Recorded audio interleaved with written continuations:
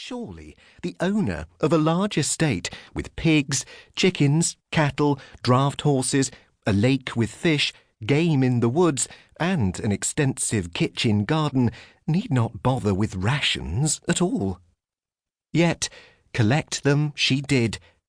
They were her due as well as her cover. At each stop, those queuing stood aside, each uttering a perfunctory Heil Hitler. This while the owner led her to a discreet corner. Such preferment embarrassed Elisabeth, yet any attempt to take a place in the queue brought forth a much deeper level of inaudible disapproval.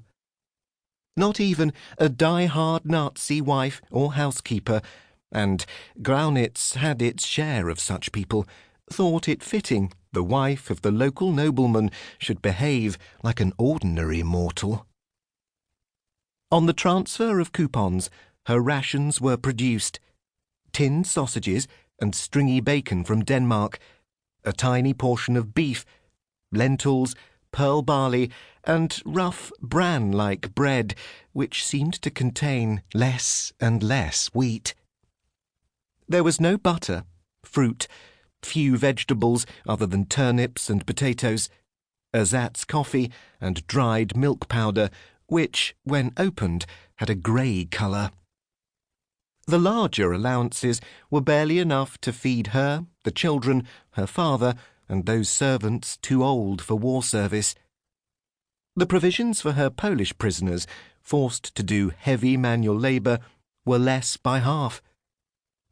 Discreet conversations ensued, shopkeepers whispering what illicit goods they could sell or hoped to acquire, while Elisabeth advised them of what the estate could trade in return, any bargains being sealed on the nod. Her bag was filled before being carried to the large basket on the front of the bicycle. Again, no one objected. They too, and they understood very well what was going on, would hope there would be something to buy, in cash or kind, the little extras which made life bearable in such straitened times. Elisabeth pushed a bicycle, now too heavy to ride, towards the tobacconist, her last stop of the morning. Once there, a good half of what she'd collected as her official rations was exchanged. English or Canadian cigarettes for her, and, if she was lucky, pipe tobacco from Sweden for her father. The normal allowance, German cigarettes of poor quality, she took for the Polish workers. Given their lack of entitlement to any, they would be grateful. Intending to head out of the square, she was accosted by Ortsbauernführer Reimann, the party official responsible for local farm output. She'd covered her basket with an old tablecloth, not that an unctuous little toad like him would dare to insist on a look. After the ritual greeting of a stiff-armed salute, he was off on his perennial subject, the state of production on the von Trecheim estate, by far the largest in his area of responsibility. "We must increase the yields this year, Gräfin. The nation needs more food."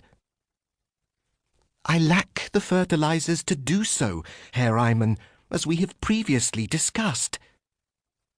The word blockade hung unspoken in the air. No German vessel stood a hope in hell of getting to and from places like Chile to bring back fertilizer, nor could the chemical giants like Bayer make up the shortfall, a too unpatriotic fact to mention to this minion. Raimann's thumbs were jammed into the polished leather belt which encased his pot belly, and, feet spread, he sought to replicate a pose much favoured by Adolf Hitler. "Our men are fighting on all fronts, as is your husband.